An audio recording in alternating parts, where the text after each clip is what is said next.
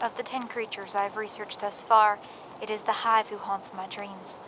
Though she appears to have been classified alongside the other grunts, she was a far more dangerous creature, setting a swarm of insects upon any human in range until their bodies were punctured and swollen and heaving with their vile poison. Only her own death, the death of their host, the Hive Mother, stopped their persistent attacks. Though she could be safely killed from afar with a shot to the head, the positioning of her body made the task difficult, even for the best marksman. Blunt damage could harm her, but little else, and in the time it might have taken to try, her beastly swarms would have already stung their prey into flight or submission. Looking at the bigger picture, I am attempting to understand the purpose each form served in the eye of their creators. The documents I've collected, in particular the interviews with Ada Shell, have led me to hypothesize that the Hive's function was both to host and to disseminate the malady. Convert or kill at a distance, perpetuate the race. I am reminded of the writings of Trask, active at that time, who was convinced that a woman's divine mission was the perpetuation of the race through continuous breeding. The seed of this idea, twisted though it became, was personified in the first Hive on record, as you will see. Mama always said not to let my mouth hang open or a spider'd crawl in. Didn't believe her at the time, but after she went, I never forgot it. I was 13 the day it happened. I know because it was my birthday. Nothing to celebrate, barely any food to speak of. And Mama, so sad. Mama had a babe that died that same year, and Papa followed it up to heaven. Her life was hard and getting harder. 7 kids living, 4 under the ground, and nobody to help keep us in mutton. We had 1 room and a leaky roof, all of us sleeping where we could. No happy memories there. Only found out I was pregnant after we'd all been brought into the asylum. The doctor told me. I told him, well then praise Jesus, 'cause I'm the Virgin Mary, and he shook his head. But I wasn't lying. I had never had relations. When they cut the baby out of me, I wasn't supposed to see, but I did. It was strange, and hard, and dead, like a piece of old, chewed-up wood.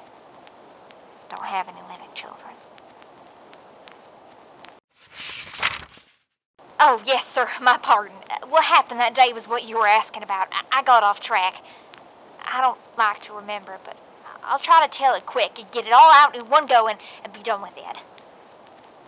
Mom had been quiet all day, sadder than usual. It was July. Like I said before, I know for sure as it was my birthday.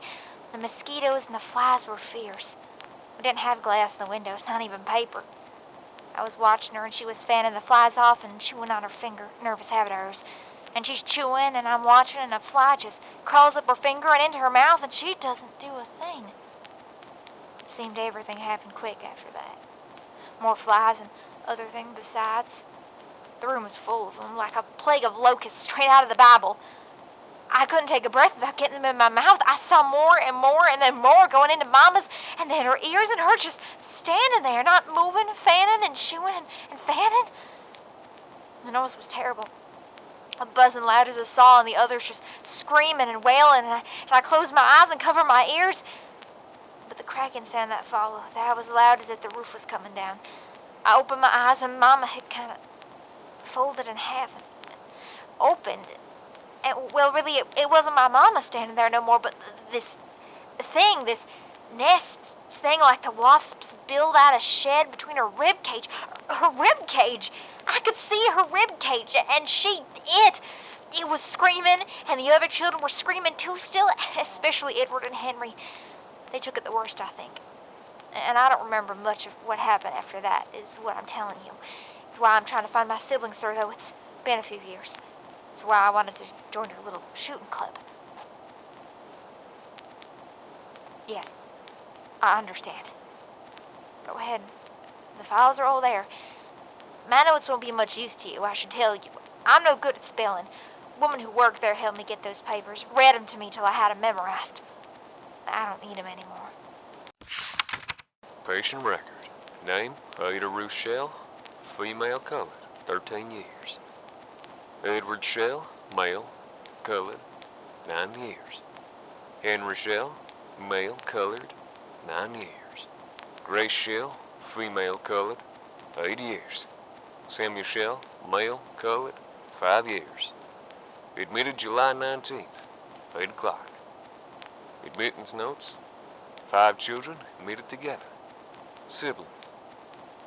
2 did not survive incident. Neighbor delivered to Dr. F. Reported strange behavior. Ada Rochelle. Will not speak. Crying but sits quietly. No outward signs of physical injury. 3 months pregnant. Edward Shell. Restless, pacing. Pupils dilated. Vacant gaze.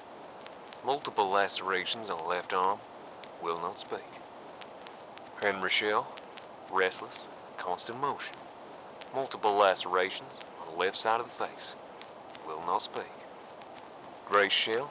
Clean intake nurse. Will not speak, but makes shrill noises as an infant crying.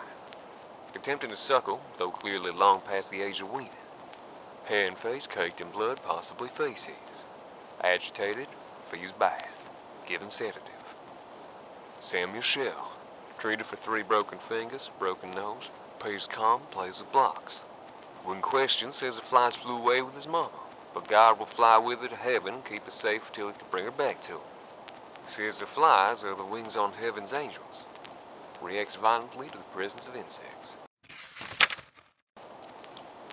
Well, thanks to you, sir, I found Samuel after our last conversation. Still in the asylum, still playing with his blocks. He fixated on those blocks when we were first taken in. Never stopped, I guess. Talks normal enough for a 5-year-old, but he's a young man now. I hope they give him comfort. He barely acknowledged me, though he seemed to know who I was. Asked if I'd brought his mama along with me, and wouldn't speak again when I told him I hadn't. Just humming to himself. Nurse told me he still doesn't much like bugs. I thought maybe all of us were infected. We were all living in that house, all eating the same food and breathing whatever was in that air. I thought it would happen to every one of us, person for person. I think that's what they removed from my belly. Some kind of larvae gone wrong. Baby didn't come, and, well, I told you about what they cut out of me. Edward and Henry went violent. They won't speak.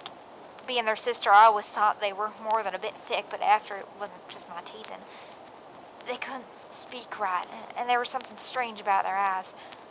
Only seemed to remember how to use their fists and wanted to use them on anything that moved.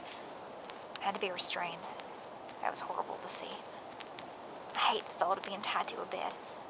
They must have too, the way they carried on, but they attacked a doctor and seemed hell-bent on hurting themselves too. The doctor must have given them something to calm their nerves, for it was only that first night I heard them.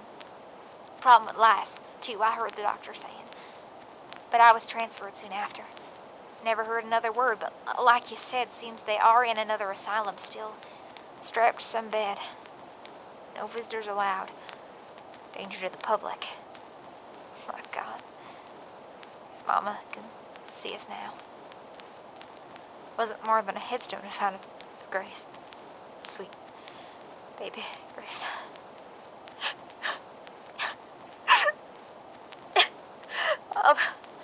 I'll be needing that constitutional now, sir. The day she turned, I didn't see much. I told you before, just closed my eyes and pressed my body hard into the corner of the room. I didn't want to see or hear. I didn't care much if I lived or died.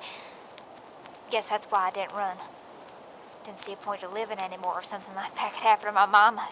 Just froze up. I guess it was Viola and Lily that got her out of the house, though like I said, I had my eyes pressed hard closed.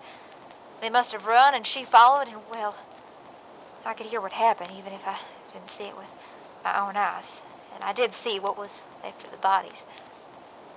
Viola got a bit further than Lily, almost to the tree line.